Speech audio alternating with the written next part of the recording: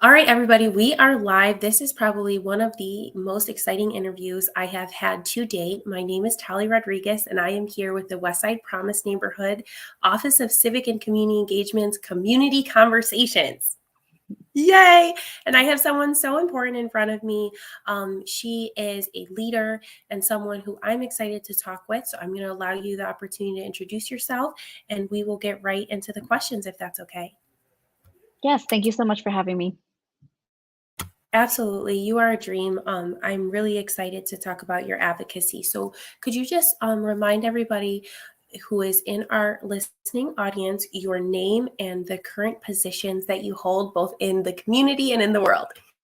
Sure, sure. My name is Tania Mattos. I am from Bolivia. I was born in Bolivia, and I am a New York resident, currently living in Queens, New York. And I work as I'm a founding member of the Abolish ICE New York, New Jersey coalition, and also doing that full time right now. And the goal of that coalition is to end immigration detention in New York State and New Jersey. And I'll talk a little bit more about that later, but I'm excited to be here and speaking with you, Talia. I'm elated to be able to speak with you. How I came to know you and become more aware of your work was a trip that I took to California. I met someone that's working with you to document part of your journey, and I'm just like all in their face, like, I want to talk to you. Tell me about what you're doing. She suggested that we connect, so I'm just really grateful for you and for your time in advance. So the next question that I have for you are, what drives your passion and service? Because as you know, we are the Office of Civic and Community Engagement, and I see your leadership as true civic engagement. Yeah. So what drives my activities and my action and my civic work really is my own story that I think we'll mention, but that I'm part of this documentary. I'm one out of four people that talks about belonging in the U.S. and belonging in Germany. I'm obviously somebody that identifies as belonging in the United States. And so this film is going to be premiered at the World Channel on June 1st. And so, um, what you'll see, and if you're able to catch the film, which I hope you do, you're able to see my drive, which is my own story again, as being someone who grew up in New York, undocumented for a very long time. And I decided to not wait for politicians and for people to give me the permission to have some sort of relief. So I'm myself with other hundreds and thousands of people across the country, and I'm just one story, but we really fought for something called the Federal Dream Act, and then DACA, and then that sort of propelled my community work locally in my neighborhood in Queens, but also nationally and locally on the state level. And so my own story, my mother's story, my community that I see in my neighborhood of the women, immigrant women that have to work so hard um, to um, to just exist in the United States, really is what continues to drive me to today. Where today, I'm working on legislation and advocacy that would end immigration detention in New York, New Jersey. And I'm so happy to speak to the community in Buffalo because Yeah, you you're all. famous. That's why, because you're famous. I need them to know about you. Okay. Well, because actually, Buffalo has a big say on immigration detention in New York State, and so I'm really happy to be here and spread the word about what is happening, what is the ideas behind immigration detention in Buffalo, and how it affects Buffalo. Absolutely. I think it's really important that we make space for each other. There are few Latinas in higher ed. And when I came to the university, my office was just really supportive in creating avenues. We have a radio station, 91.3 WBNY, which our piece will air there. But university and my office, my boss, who is an ally, was really supportive about creating opportunities for me to live out some of that advocacy that drew me to the university. So my dad's actually from New York City. My dad's from the Lower East Side of Manhattan. He's from a place called Rutgers Houses. And my grandmother before that was born in Puerto Rico during a time when there were suffragists who were still active fighting for the right to vote on the island. So when I saw the director and when I Googled you and saw your work, it was a dream for me that you had accepted the invitation, because to me, part of my privilege and my responsibility of being here in higher ed is being able to bring attention to leaders like you and others like Jen Rodriguez, who's in Ohio, who I just shared her on LinkedIn today, to just be like, look at these amazing women working and how can I use my privilege to lift you up? So I think it's actually funny. Puerto Ricans were made citizens in April, but SUNY celebrates Citizenship Day in September. So that the conversation and why it's important that we use our vote and what civic engagement truly means is core to both my personal and professional work. So again, you are a dream to interview. I just wanted to be able to talk more about, you mentioned your drive and it being documented in the documentary, which I'm elated to mention, be a part of, just know about. Going forward, when you think about advocating and you think about Buffalo, are there people that you would like to collaborate with, calls to action or things that you'd want people to know about how to support you, your individual journey as a Latina New Yorker, or any of your projects? Yes, absolutely. Absolutely. It's a great question. So what we're pushing for is we want to connect with different counties in the state. And specifically, we want to make more connections in Buffalo. There's some amazing organizations in Buffalo that have been so supportive of ending immigration detention statewide. We want to connect with more groups. One, because we want to talk to the politicians that represent Buffalo and get them to sign on to a bill called Dignity Not Detention. And there's a website to find out more information about the bill. And the website is nydignitynotdetention.org. That's NY, the letters NY, dignitynotdetention.org. And so folks can jump on there, take a look at what we're trying to push. There's a sign-on option for organizations. We're looking for more Buffalo organizations because the Batavia Buffalo Federal Detention Center is there, and so we have to have a conversation about immigration detention. And again, going back to what was my drive is because we just need these systems to end. Like, these systems cause so much harm to individuals that are detained, so much harm to communities, to families. They separate individuals and families from each other. And being somebody who was at risk of being detained and deported, is just something that is a huge fear in the immigrant community and in the undocumented community. Is being detained. It's almost like the like, con eso ya está, it's over. Like, so we thought, we want to get rid of these systems that really kill people. There's numerous people that have died in these facilities. And then again, it's for their immigration case. It has nothing to do with anything else. But for Buffalo, please go on the website, check it out. Please get in contact with me through that website. You can send us a message, and we'd love to collaborate with anyone who's interested to have conversations about immigration and detention in the statewide. So, just checking in for me, why this conversation is really important is because of my identity. So, I'm biracial, and in my mother's side, her family came to the country in the 1600s. And when they did so, they came on the Mayflower, and I have these really strong, just inherent feelings about what's American. And I feel like when you disagree, or when you have, I made a statement on my personal catalog, when you have the love of liberty inside your heart and you're willing to make the journey that some of my sisters make and some of the people make to come here, I feel like you should be welcomed, and or you should be welcomed humanely. I worry about what's being taught inside the detention center. So could you talk a little bit about, and I know that wasn't one of the questions, but as an educator, for me, my concern is just the children, what they're being educated, and the equity of their experience. I just think that it's really important what you do, and I want the Latino community, specifically Puerto Ricans, to be more highly aware of how we can play a role of solidarity. Yes, yes.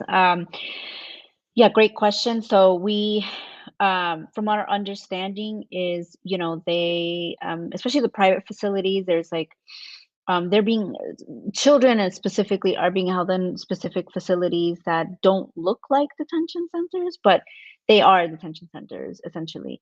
Um, and for adults, for men and women that are being held in detention, as young as super young, as 18 years old, they and sometimes I've heard of young people being, you know they're released and they're going to school, but then because something happens with their immigration case, they're sent to immigration detention. And so, what happens there is that they're being the guards, number one, are we found that there's instances where some of them are actually oath keepers or have been members of oath keepers. And oath keeper is a radical group of white nationalists that are the officers that kind of oversee the Right, people you that are saw me turn my detained. head, and I was like, "Wait, what?" Thank you for that. Yeah. Yeah, exactly, exactly. So these are the people that are overseeing, the well-being of immigrants in detention. And they're not. There is no well-being in immigration detention. I think people want to reform the immigration detention system or want to make it better, but there is no making better a jail or a prison, like because of these instances where people like the ones that I mentioned are supervising. So that's why again I turn back to we must welcome people. People are not leaving their homes for the fun of it. There's real need, and I think more rooted. I know people sometimes root like these are working people. Absolutely, people want to come and work, but I want to root them in their humanity and that these are human beings, people, families, mothers, fathers, and they're coming here for opportunity as well, or escaping something that they don't also agree with. So I think that's historically like that's always happened. But I guess it's just this moment in time. It's very difficult for all counties in New York State, Buffalo, including so many others. Um, but I think there's a lot of misinformation from the mayor of New York City, and I think there's a lot of watching the news and reading some investigations. There's a lot of anti-immigrant tactics that are being used by officials that kind of make for that miscommunication to happen across the country. So for me, I think what you're saying is really important. I want to center on the Center for Community Media and how there's just an article that was released by, I believe, the Columbia Journal about the importance of community media in us having conversations, and in the importance of, as Latinos, being able to build empathy within our community. I think as a historian, I want to be like, oh, no, no, no, no, no, no, no. Oh, no. Like, we have a lot to talk about here because, like, no me diga, like, everybody in their communities face some type of feedback, whether that was positive or negative. I just think it's incredible how our communities forget. It's like we have this situational, just, oh, well, that wasn't what my situation was like. And I think for me, part of it also being that we have a history department here at SUNY Buffalo State University, and we also have many students who are from all over across the world. We're in 14213, which is one of the most linguistically diverse zip codes, second to Queens. Okay. And to me, it's important that our students are exposed to leaders who give them alternative perspectives of what they see of themselves in the media. The conversation, I think of myself and how they talk about, tides of people and the language, right? And how that's very deliberate, and how it humanizes us. I don't know if that's a word, but I'm going to put it out there. That's a word. Yep. Yeah, thank you. And I think it's important for me, as someone who holds a lot of privilege in the Latino community, to continually have this conversation. I'm here 24/7 every single day. Like, if you look at me, see their faces, because you know what? If the history of Puerto Rico was a little bit different, you would be fighting for me. And that's why I'm like, this is what's so important. I'm getting goosebumps just thinking about how encouraged I find your ability to be able to explain all of the emotion that comes behind the young people that I think we're both trying to advocate for. So looking into the future, and I know this is kind of a vague question, I asked you a little bit about what you feel like your future looks like. Tell me what it's like to be a young organizer, to have your face, be out there nationally representing yourself in your community, and kind of like where you feel like that might take you in future chapters. Yeah, well, I mean, I hope just my story inspires people to fight, to continue to have hope, and that we can flip the script, right? Whatever the story that the other side is building, or whoever is the other side, like Ron DeSantis, around presenting anti-immigrant legislation, we can flip the script as young people. I think we don't have to settle for what people with power or individuals, people that we think are anti-immigrant, have planned for us. I think we can absolutely um, shift what the future looks like for us. And so, but we can't do it alone. We need allies, we need friends, we need people, and we need to remind people, like you said, of the histories of individuals that have come before us, because no one ever came the right way, per se, right? Waves of histories, if you know your history, you know that there's no right way of coming. It's just it's all politicized. And so I don't want to politicize people's humanity, and because these are individuals and humans, and thank God, you don't people who are watching or listening, if you don't have to go through this, thank goodness, and that's something I don't take for granted, for is being here, and being able to not have to escape a situation that whether it's gang violence, whether it's natural disaster, or any of the sorts. For now, I'm not escaping, but I really what the other things that I see in terms of my future is continuing to fight around, and advocate around immigration, whether that's breaking down systems that kill our folks, or harm our people, or terrorize our people, to promoting the things that we really do need. We do need immigration reform. We're just afraid of who it's going to leave out. What are the concessions that people are going to include? And so we need more people to run for office. I myself would, I myself would recommend people to really highly look into running for office. But again, just if you have a mother or father that went through this, or yourself went through this, run for office. Like that, you can influence so much in that way. And so those are my suggestions, and I hope that, again, that I just inspire people to keep going day by day. There's something about your face. There's something the way you look at the camera that says, I'm unafraid. So just to circle back, like there is a part, and you make me braver, right? Because I have conversations where people look at me and they're like, why are you bringing this up? It's my privilege. It's my responsibility. Again, my mother's family came here in the 1600s. Some of them later came as Sicilians who were undocumented. And when I found the paperwork and I was talking to mommy was like, no. And I was like, mira, dije aquí que Ancestry.com says you're fronted, ma. Right, right. I think for me, part of this conversation has been part of my own awareness of what privilege and being biracial and having these Yeah. places in two different communities has meant. And I think Mhm. lifting up women and people like you will be Mhm. my continual commitment. So, Thank of course, with the women and the people who are listening to you right now, who are inspired, right?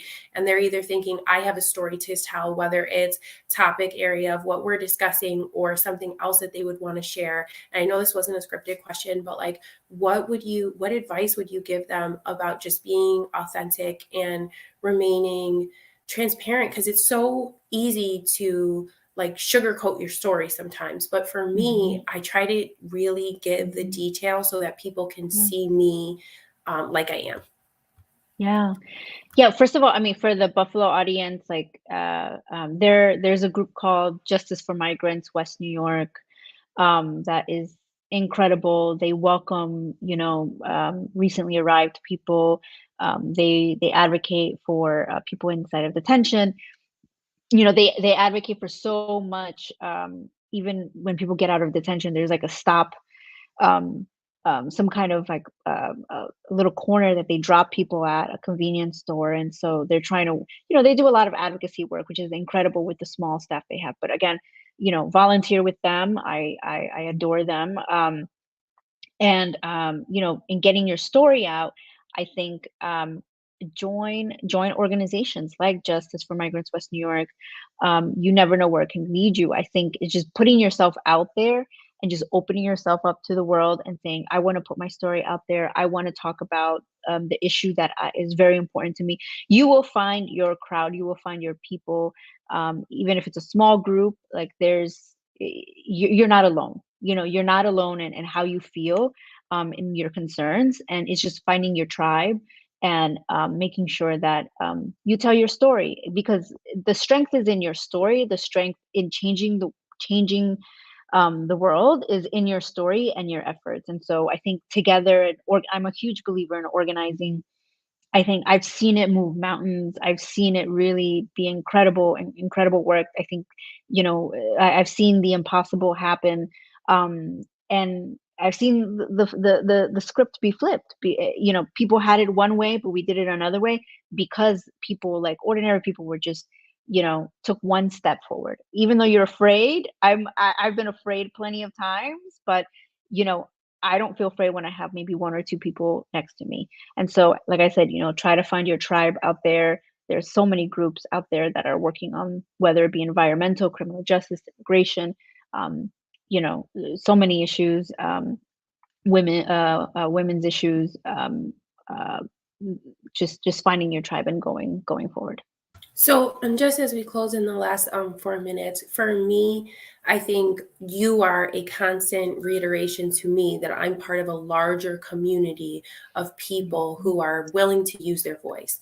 I want to say that one of the things that my mother taught me is like one of the most American things you can do is disagree with everyone in the room and be like, no, I think this, right? And I think of my family who fought in the Civil War. I actually wrote my upcoming column on my great uncle who passed at the Battle of Dallas in Atlanta, and he walked from Horseheads, New York. So I think for me, right, in the Civil War, I think for me, what it means to be an American and what it means to support people in their pursuit of liberty is really, to me, a privilege to build on what some of my ancestors have done to create unity. Because I think that's really what it's about. Like, you can pull anyone from any part of the world, and if you sit them down and ask them what are top 3 things they just want a better life for their kids. I feel like that's number 1. Everybody wants that. And then 2 is like peace, and safe and quiet, and the sovereignty over their body, right? That I think is really important and fundamentally one of the American parts of the experience. So just remind everybody, because I follow you, I like try not to fangirl you. I've tried to be very calm and not scream, because I do a lot of screaming, right? I'm easily wound up. If you could remind people where to follow you, if you're open to them following you, on social media, and then kind of where, if just want to remind folks where they can hear the rest of your story. And, I just find you incredibly motivating and brave. And like I said, there's just something about your photo that just, you're staring in the camera like, vamos. You know what I mean? Like, I am unafraid, and I just think it's the most New York thing I've ever seen. So just remind them where to follow you and how they can stay in touch with your journey. Sure. So I do hope that people do watch the premiere of From Here, which is a documentary that I'm in. I'm one of the protagonists. There's 3 more that have incredible stories as well. You can go, if you want to watch the movie, the documentary, you can go on the World Channel, online. Or you can watch it on your TV, but it's worldchannel.org if you want to catch it online. It'll be available until the end of August. So please check that out. Um, I'm not being biased. I guess I'm a little biased, but I think it's a pretty incredible documentary. It's very beautifully done. Yeah, I get a little shy and anxious seeing my face, but I'm like, y'all all have won awards. I went to your website. I was like, there's a list of awards already, and I'm so right. excited. Right. Yes, we have won awards. Human Rights Watch Award for film, for best film, and so many others. But I hope people do get a chance to watch it. And then to follow me personally, you can definitely follow me on my social media on Instagram. It is Tania Matos, TANIAMATTOS, and the number one at the very end. Not very creative Instagram, but it works. And on Twitter, you can find me at Tania with 5 A's at the end. So please keep in touch, send me a message. I love to connect with people about what the work that they're doing, or if how I can support them in their work, or how we can collaborate. So especially Buffalo folks, I really want to talk to you. I very, very much about grassroots, going block to block or community to community to talk about these issues. So please get in touch with me. Absolutely. Thank you for providing that. I follow you, so if you all follow me, I will definitely link the World Channel, remind folks of when the premiere is coming. We'll make sure that we share that on campus. And I just want to say, my grandma marched with Martin Luther King. She was at the I Have a Dream speech with my dad. She took a school bus from public housing, Rutgers houses, down to DC. And I feel like people have this Mhm. idea that, you have to be a special type of person to change the world. And if my abuela taught me anything, she had a third grade education. She did not read in English. It's that regular people change the world. The 100%. bravery of Mhm. regular women, Mhm. abuelas, tias. And I always say, Mhm. when they went to go march, they went to public housing during the day. They didn't swing by Sears. My abuela Yeah. was unemployed. She was home with 8 Wow. children, right? And Wow. Tanya, I told this story. She didn't have a backup plan. My dad was there. So if things didn't go well for her and her church, there was no one to go get her 6 kids. But I think Mm. for me, she saw suffragists fight in Puerto Rico for the right to vote for women. Yeah. I see you standing in her legacy. So she's passed Mm. on, but I know that you're the type of person that she's taught me to support. And I'm just so grateful for Mm. you continuing her work, because I think that this is part of the larger conversation for civil rights. So thank you so Yeah. much for just even talking with me. And I'm going to fangirl you. I'm going to send you links. I'm going to share this everywhere. But thank you for the bravery of speaking on behalf of thousands of people too, because that's not an easy thing to do. Thank you, Talia. Thank you so much for having me on your show, and thank you, everybody. I hope you enjoyed the film, and we'll be in touch.